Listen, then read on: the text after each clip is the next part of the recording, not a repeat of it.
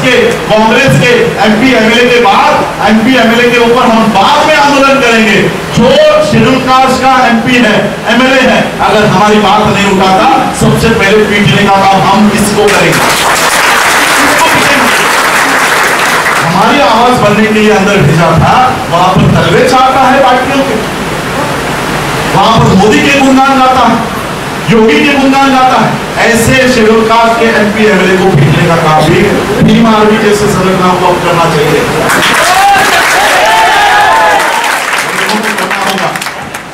कितने सालों तक रास्तों पर उतरोगे? संविधान जलाया, आ गए रास्तों पर। गुड़िया को जलाया, आ गए रास्तों पर। मनीषा को जलाया, आ गए रास्तों पर। क्यों आए हम लोग रास्तों पर? बताओ मुझे, क्यों आए हम लोग रास्तों पर? क्यों आए? हमारी ओर से बोलने के लिए हमने मेंबर ऑफ पार्लियामेंट भेजे हैं अंदर। हमारी ओर से बोलने के लिए इस उत्तर प्रदेश के विधानसभा में हमारे एमएलए भेजे ना हमने अंदर। अगर वो आवाज नहीं उठाता तो मैं तो कहता हूं हमारे मुंबई की भाषा में, अगर वो आवाज नहीं उठाता तो इसके कान के नीचे आवाज उठाने की काम हमको करना है। और इसलिए हम इनके ऊपर दबाव रखना चाहिए। पॉलिटिकल नेता, इनके ऊपर दबाव होना चाहिए समाज का। आज नेताओं का दबाव है समाज पर, उल्टा हो गया है। नेता दबा रहे समाज को। बाबा साहब की मूर्तियां हट रही है, बाबा साहब के फोटो हट रहे हैं, तो चुनाव आ रहा है। समाज, नेता ने डिसाइड कर लिया, समाज एक्सेप्ट कर रहा है। इसी तरह से चलता रहा। ये जो आपके छोटे छोटे बच्चे हैं, इसको लगेगा अरे हमारे बैनर पे तो परशुराम आ रहा है, वही हमारा मसीहा है। इस बच्चे को क्या पता आपका इतिहास? 10 साल के बाद ये परशुराम को मानने लग जाएगा, बाबा साहब हट जाएंगे। इसलिए समाज का दबाव नेताओं के ऊपर होना चाहिए, नेताओं का दबाव समाज पर नहीं होना चाहिए। हम लोगों को मजबूर करना होगा हमारे नेताओं को। इसलिए एक नॉन पॉलिटिकल प्लेटफॉर्म होना चाहिए। ये एक नॉन पॉलिटिकल प्लेटफॉर्म है। हम किसी राजनीति को सपोर्ट नहीं करते, हम हर उस राजनीति को सपोर्ट करते हैं जो इस देश में बीजेपी और कांग्रेस को हराएगा। हर उस राजनीति को सपोर्ट करते हैं। लेकिन नहीं पता आपके यहाँ का कौन सा कॉन्स्टिट्यूंसी है, कौन सा मतदान संघ है, लेकिन मैं आपको बताना चाहता हूं आपके इस विधानसभा क्षेत्र में अगर बीजेपी को हराने लायक कोई विपक्ष भी हो, क्या कहते हो आप लोग? निर्दलीय, इंडिपेंडेंट, एक इंडिपेंडेंट कार्यकर्ता भी हो, एक इंडिपेंडेंट कैंडिडेट जिसके पीछे पैसे नहीं है, जिसके पास गाड़ियां नहीं है, लेकिन वो बीजेपी को हराने की ताकत रखता है, ऐसे इंडिपेंडेंट कैंडिडेट को भी मैं सपोर्ट करता हूं जो बीजेपी और जो बीजेपी कांग्रेस से अंदर से डील करेगा, मैं चाहे वो बहुजन समाज की कोई भी पार्टी हो, मैं उसको सपोर्ट नहीं करूंगा, मैं उसको सपोर्ट नहीं करूंगा। हमारी लड़ाई पार्टियों के लिए नहीं, नेताओं के लिए नहीं, हमारे लिए सबसे ऊपर है हमारी विचारधारा। विचारधारा सबसे मुख्य है। नेता आएंगे, नेता जाएंगे, संगठन आएंगे, संगठन जाएंगे, विचारधारा कायम रहेगी। 2500 सालों से कायम है। विचारधारा प्रमुख होनी चाहिए, नेता प्रमुख नहीं होना चाहिए। आज मैं आप लोगों को बताना चाहूंगा, मैं यहाँ पर आ रहा हूँ, पूरे देश में जा रहा हूँ, वर्ल्ड में जाता हूँ और लोगों को यही बताता हूँ, मेरे पीछे आने की जरूरत नहीं है। अगर मैं बाबा साहब के विचारधारा पर काम कर रहा हूँ, बुद्ध के विचारधारा पर काम करता हूँ, तब तक ही मेरा सपोर्ट कीजिए। जब भी मैं ब्राह्मणों के विचारधारा पर काम करना शुरू कर दूं, मेरा सपोर्ट करने की कोई जरूरत नहीं, मेरा सपोर्ट करने की कोई जरूरत नहीं। इंसान की उम्र कितनी है? 80 साल। अभी तो आप लोगों को 80-90 100 साल तो आप जी लोगे। अच्छा खाना खाया आप लोगों ने, हम लोगों ने तो सारा फवारा किया हुआ खाया। 60 साल के ऊपर, 70 साल के ऊपर हमारी उम्र नहीं होगी।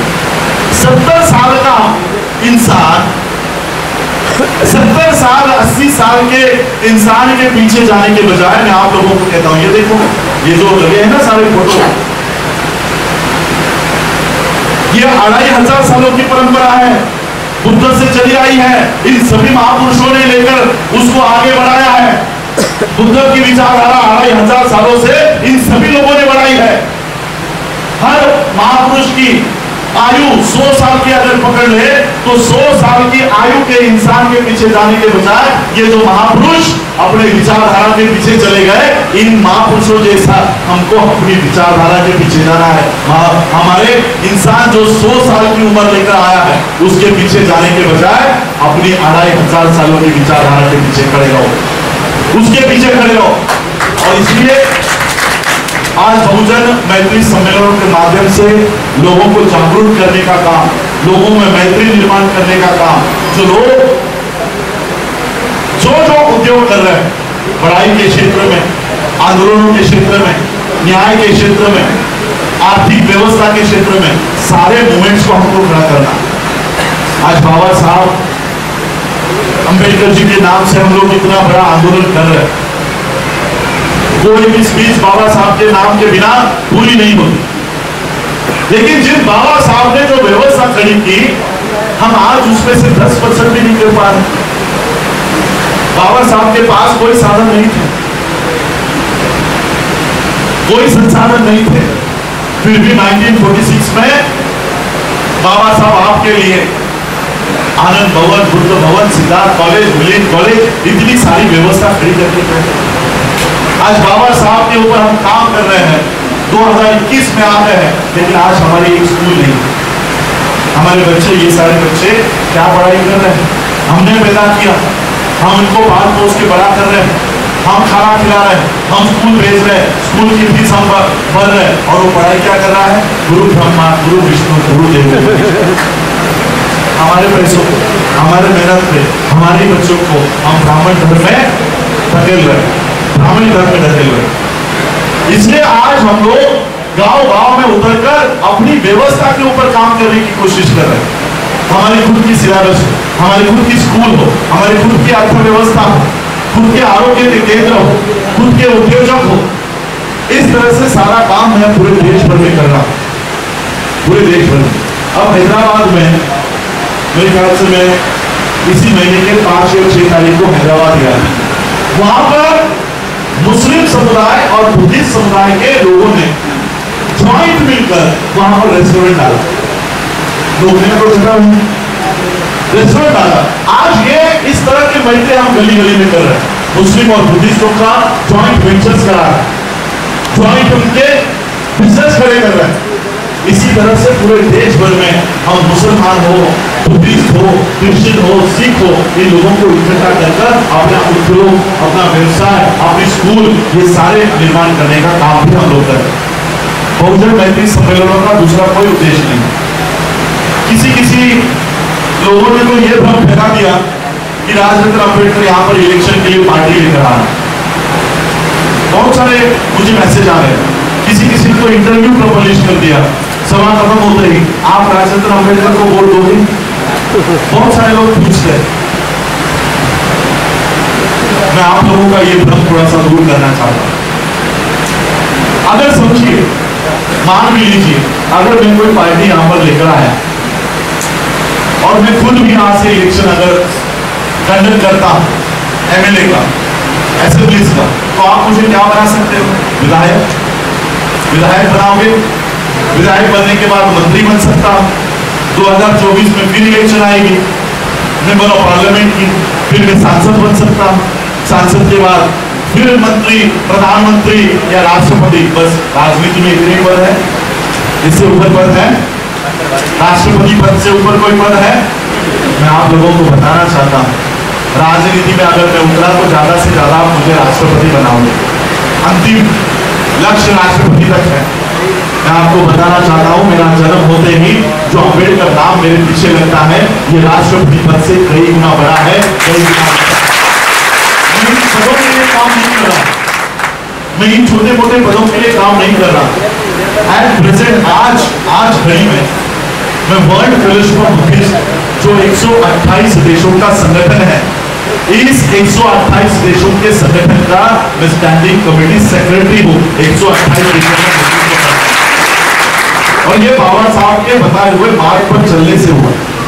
बाबा साहब ने कहा कि बौद्ध हो जाओ और बौद्ध होने के बाद इस विश्व में जाओ और अपने अधिकार वहां से लो। बस बाबा साहब के इसी आदेश पे चले आज मैं स्टैंडिंग कमेटी सेक्रेटरी बना 128 देशों में।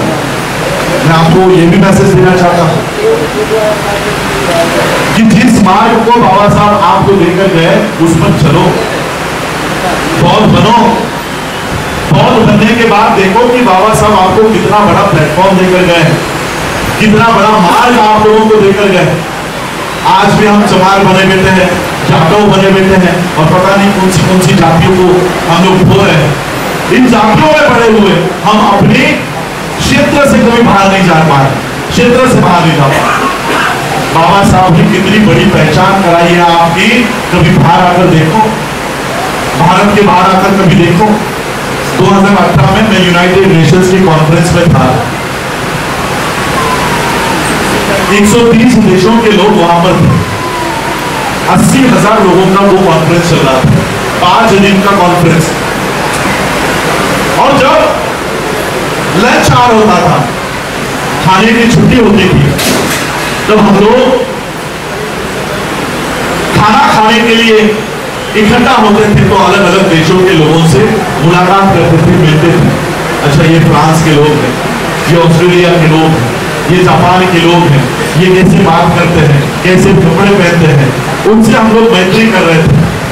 सामने से चाइना के लोग आ रहे थे, चाइना का डेलीगेशन हमको देखकर रुक गया और उसने हमको सवाल किया, विच कंट्री, कौन से देश से हो तुम लोग? तो हमने कहा इंडिया, भारत।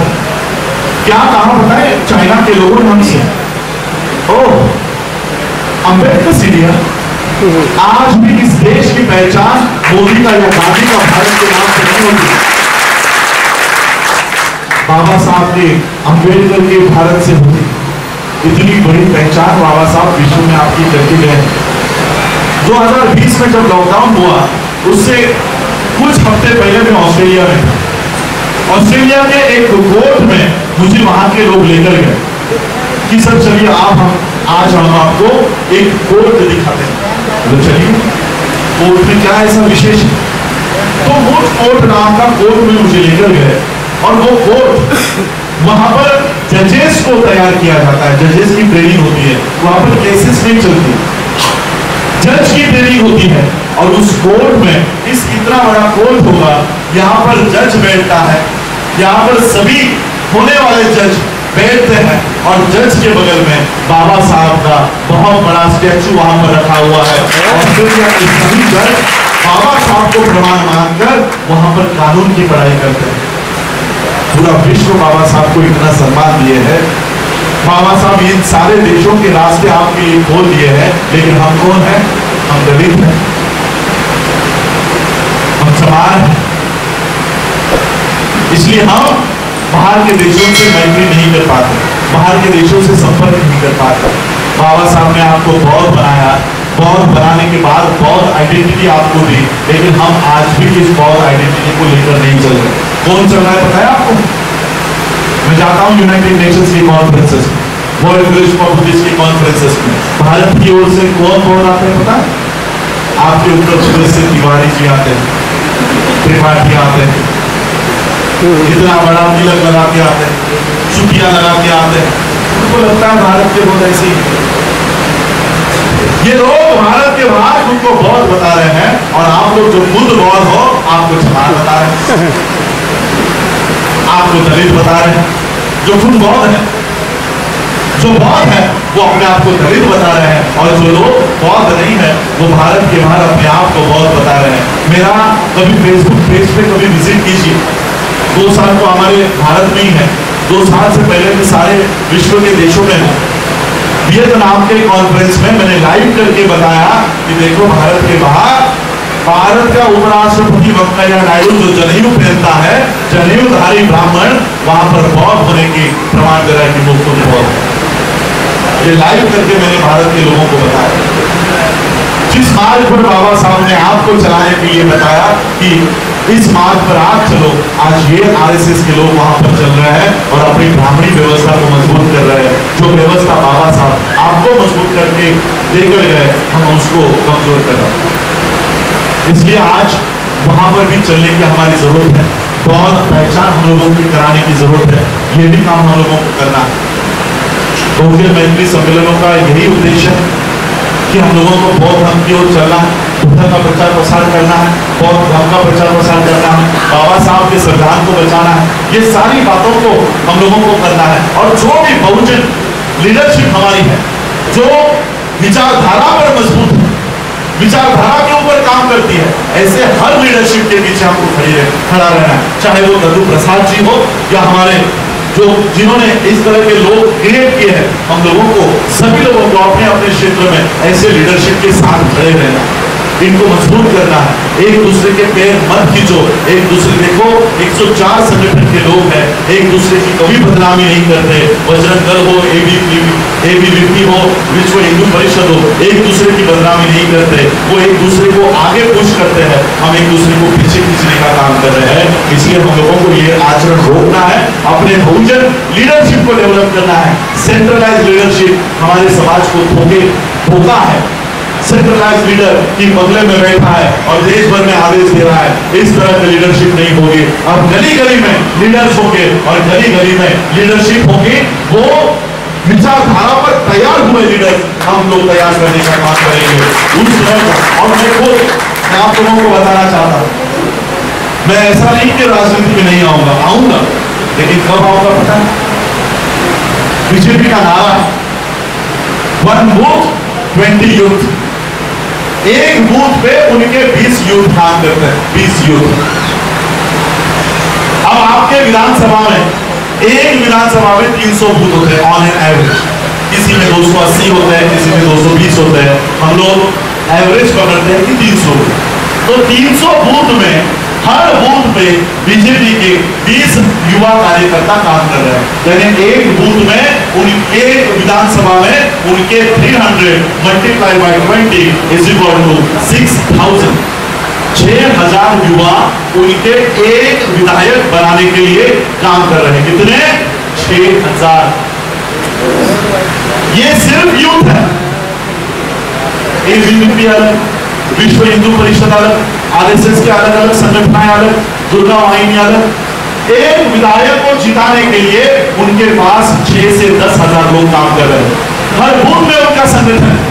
अगर इतने बड़े नेटवर्क को तोड़ना है तो हम लोगों को इतना बड़ा नेटवर्क खड़ा करना होगा। उनके 20 है, मेरे 10 होंगे। मैं 10 साल तक पूरे देश में घूमूंगा और हर बूथ में बाबा साहब के विचारधारा के कार्यकर्ताओं को तैयार करने का काम करूंगा।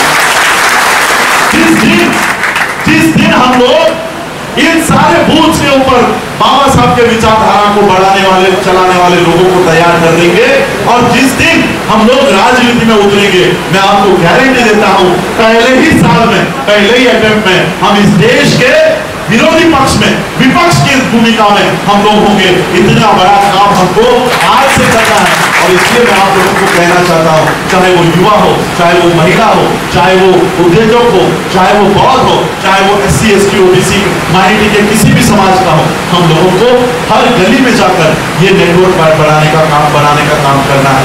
इसी मूवमेंट को लेकर मैं चल रहा हूं, इस मूवमेंट को लेकर चल रहा हूं। देखिए, मैं खुद मैनेजमेंट का विद्यार्थी, MBA किया हुआ, 83% से पास आउट, डिस्टिंक्शन 2010 में डिस्टिंक्शन मिला। मैं ये बात देकर अपनी बात को विराम दूंगा कि ये सारी योजना मैं क्यों बनाया, क्यों बना पा रहा। 2010 में मेरी पढ़ाई पूरी हुई। पूरी होने के बाद जब मैं बाबा साहब की किताबों का अध्ययन कर रहा था, एक तरफ मेरी नौकरियों के लिए मैं इंटरव्यू दे रहा था, दूसरी ओर मैं बाबा साहब की किताबों का अध्ययन कर रहा था। मैं मेरे पिता से हमेशा एक झगड़ा करता था कि मेरा नाम ये क्या पुराने जमाने जैसा रख दिया, राजरतन। आजकल कोई ऐसे नाम रखता नहीं। तो मेरे पिताजी मुझसे कहा करते थे कि आपका जो नाम है ये बाबा साहब के सबसे चहेते बच्चे का नाम है। बाबा साहब का 5वां बच्चा था राजरतन नाम, ये सबसे उनका चहेता है। उसके याद पर मैंने आपका नाम राजरतन रखा। तो मैं जब बाबा साहब के बारे में पढ़ रहा था, बाबा साहब की किताबों को पढ़ रहा था, अध्ययन कर रहा था, तब मुझे इस राजरतन के बारे में पढ़ने को मिला। ये राजरतन नाम का बाबा साहब का बच्चा, बाबा साहब का बेटा 2.5 साल की उम्र में जुलाई 1926 इसे डबल निमोनिया हो गया था, डबल निमोनिया। और उस समय बाबा साहब की हालत, आर्थिक परिस्थिति कोई अच्छी नहीं थी। बाबा साहब के पास इस बच्चे का उपचार करने के लिए कोई पैसे नहीं थे। एक दिन बाबा साहब हाईकोर्ट में किसी केस के सिलसिले में गए। बच्चा डबल निमोनिया से घर में बुखार से तप रहा है। बच्चे को छोड़कर बाबा साहब हाईकोर्ट में गए। हाईकोर्ट में केस के सिलसिले में वहां पर काम कर रहे थे।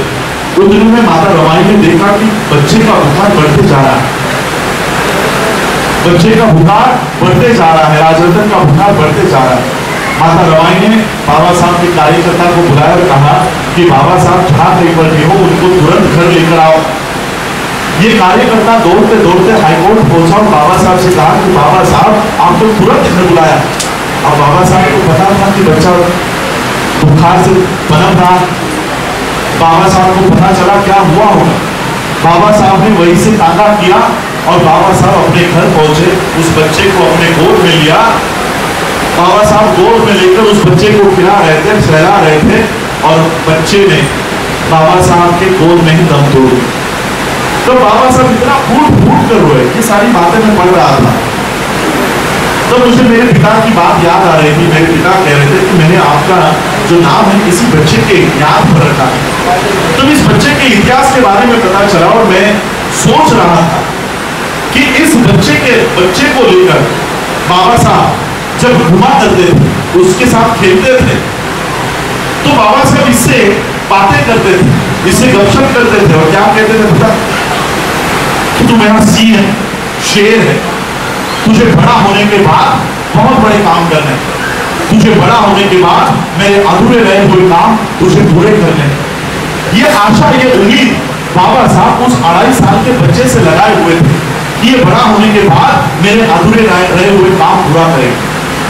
मैंने जब इस बच्चे के इतिहास के बारे में पढ़ा, मुझे मेरे नाम का इतिहास पता चला, तब मैंने सोचा, मेरे तब तक नौकरियों के कॉल लेटर्स आ रहे थे। मैंने सोचा कि जिन बाबा साहब की वजह से मुझे पढ़ाई लिखाई करने का अधिकार मिला, नौकरी भी मिल रही है, बाबा साहब ने अपने बच्चे गंवा दिए ताकि आपके बच्चे जी सके। बाबा साहब उम्मीद लगाए थे कि हमारे बच्चे, आपके बच्चे बाबा साहब का अधूरा रहा हुआ काम पूरा करेंगे। मैंने सोचा कि इस राजरतन को तो उम्र मिली नहीं, आयुष्य मिला नहीं, जीवन मिला नहीं। जो उम्मीद बाबा साहब उनके बच्चे से लगाए हुए थे, उस राजरतन से लगाए हुए थे, वो उम्मीद मैं अपने जीवन में पूरा करूंगा, ये निश्चय किया, ये निश्चय किया। और आज तक मैंने उस नौकरी को अस्वीकार नहीं किया। 8.5 लाख रुपए का वो पैकेज मुझे मिला था 2010 के साल में, आज तक मैंने उसे स्वीकारा नहीं। मेरे दोस्त मुझे कभी कभी कहते हैं कि इतना ही, यही समाज का ही काम करना था, तो फिर इतनी पढ़ाई क्यों की? प्रदेश में नौकरी मिल रही थी, वहां पर सेटल होने का चांस मिल रहा था, ये सारा क्यों छोड़ दिया? तो आपकी तो जितनी भी पढ़ाई है ये सारी वेस्ट है, इसका तो कोई मतलब नहीं है। मैंने अपने दोस्तों से कहा कि बिल्कुल नहीं, ऐसा नहीं होगा। अगर मैं किसी कंपनी में, किसी बैंक में अगर नौकरी करता तो मेरी पढ़ाई का इस्तेमाल, मेरी पढ़ाई का उपयोग उस कंपनी के लिए होगा, उस बैंक के लिए होगा, उस बैंक के व्यवस्थापन के लिए होगा। और मैंने निर्णय लिया कि मेरे पढ़ाई का इस्तेमाल मैं किसी निजी कंपनी के लिए, निजी बैंक के लिए नहीं करूंगा। मेरे पढ़ाई का इस्तेमाल मेरे समाज के लिए करूंगा, उसके व्यवस्थापन के लिए करूंगा। और तो बात मैं आज कह रहा हूं कि पोलिंग बूथ वाइज स्ट्रक्चर भी हमको पढ़ा है, ये सारे उस पढ़ाई से ही प्राप्त होता है। सिर्फ गलियों में रैली निकालने से, बड़ी बड़ी सभाएं करने से नहीं होगा। अगर बड़ी बड़ी सभा करनी होती तो मैं आता आपके यहाँ पर चारों में। बताओ, कोई नेता आता है छोटी छोटी जगहों पर? मैं आज घरों में जा रहा हूँ, एक एक घर में जा रहा हूँ, लोगों के साथ चाय पी रहा हूँ, उनके साथ चर्चा कर रहा हूँ, इंटेलेक्चुअल से चर्चा हो रही है। हमारे चंद्रा साहब हैं, यहाँ लखनऊ में आते ही IAS ऑफिसर्स के साथ हमारी चर्चा हुई। IAS ऑफिसरों के साथ मिल रहा हूँ, जजेस के साथ बैठ रहा हूँ, हमारे समाज के जज, वो क्या कहते हैं कि आप जो बात कह रहे हो हम नहीं कह सकते। जज कुर्सी पर बैठकर मैं अपने समाज की बात नहीं कर सकता। IAS बनने के बाद मैं समाज की बात नहीं कर सकता। IPS बनने के बाद मैं अपने लोगों की बात नहीं कर सकता। लेकिन जो हमारी बात कह रहा है हम उसको बढ़ावा दे सकते हैं। इसलिए सभी लोग मेरे मुझसे करें। इस मंच में मैं जो बात कर रहा हूं ये मैं अकेला नहीं, ये सारे अफसर्स पूरे भारत भर से, आपके यूपी से ही नहीं, तेलंगाना से, आंध्रा से, कर्नाटक से, पंजाब से, हरियाणा से, जम्मू से, अभी थोड़ी देर पहले मैं हिमाचल के लोगों से बात कर रहा था, जम्मू के लोगों से बात कर रहा था। वहां के IPS ऑफिसरों ने मुझे वहां पर बाबा साहब की मूर्ति का अनावरण करने के लिए बुलाया। उन्होंने कहा कि जम्मू में एक भी बाबा साहब की मूर्ति नहीं है, हम अपने पैसों से मूर्ति नहीं खड़ी कर सकते, हम यहाँ पर खुद मूर्ति नहीं खड़ी कर सकते, हम ये मूर्ति खड़ी करेंगे, उद्घाटन आपके हाथों से करवाएंगे। जम्मू में बाबा साहब की मूर्ति का अनावरण किया। पूरे देश भर के लोग आज मेरे साथ हैं, इंटेलेक्चुअल्स मेरे साथ हैं। जो पॉलिसी हम बना रहे हैं, जो योजना बना रहे हैं, जो गली गली में इंप्लीमेंट होने वाली है, इसके लिए मैं आप लोगों का साथ लेने के लिए आया, आप लोगों का साथ चाहने के लिए आया। आज जो नौकरी आप कर रहे हैं किसकी देन है? ये हमको बोल देते हैं कि बाबा साहब की देन। मैं आपको प्रमाण देता, इस बात का प्रमाण देता। पढ़ लीजिएगा बाबा साहब की लिखी हुई किताब writing and speeches, doctor Baba Saheb Ambedkar writing and speeches volume 18 part 3 पढ़ लीजिए। बाबा साहब क्या कहते हैं? बाबा साहब को बॉम्बे हाई कोर्ट के जज पद का ऑफर आया। Bombay high court of Bombay, वहां से बाबा साहब को जज पद का न्योता आया। बाबा साहब ने कहा कि अगर इस जज पद का मैं स्वीकार करता हूं तो 10 से लेकर 5 बजे तक मुझे कोर्ट रूम में बैठना होगा, लोगों को न्याय देना होगा। अगर 10 से 5 मैं इस कोर्ट रूम में बैठा तो मेरे समाज को न्याय कौन देगा? बाबा साहब ने आपके लिए नौकरी नहीं की, आपके लिए नौकरी नहीं की। बैरिस्टर आदमी देश में आने के बाद इस देश का सबसे बड़ा पद लेकर काम कर सकता था, लेकिन नहीं किया। क्यों? ताकि आप लोग काम कर सके, आप लोग अच्छा जीवन जी सके। इसलिए बाबा साहब ने नौकरी नहीं की। आपके सैलरी पर, आपके नौकरियों पर आज बाबा साहब का अधिकार है या नहीं? उस पर अधिकार। और मैं बाबा साहब के संपत्ति में से, प्रॉपर्टी में से हिस्सा लेने के लिए नहीं आया। मैं तो ये कहता हूं कि मैं यहाँ जो खड़ा हूं ये बाबा साहब का परिवार नहीं है। ये जो मैं खड़ा हूं ये बाबा साहब का परिवार नहीं है। बाबा साहब के 4 बच्चे मर गए, बाबा साहब घर में बैठे नहीं थे। बाबा साहब की पत्नी माता रमाई टीबी से मर गई। टीबी से, टीबी कब होता है? 2 वक्त की रोटी जिसको नहीं मिलती उसको टीबी जैसा असहाय रोग होता है। घर में बाबा साहब के चूल्हा नहीं जलता था, लेकिन बाबा साहब ने अपने घर के चूल्हे की फिक्र नहीं की, परवाह नहीं की, वो आपके घर में चूल्हा जलाकर चले गए।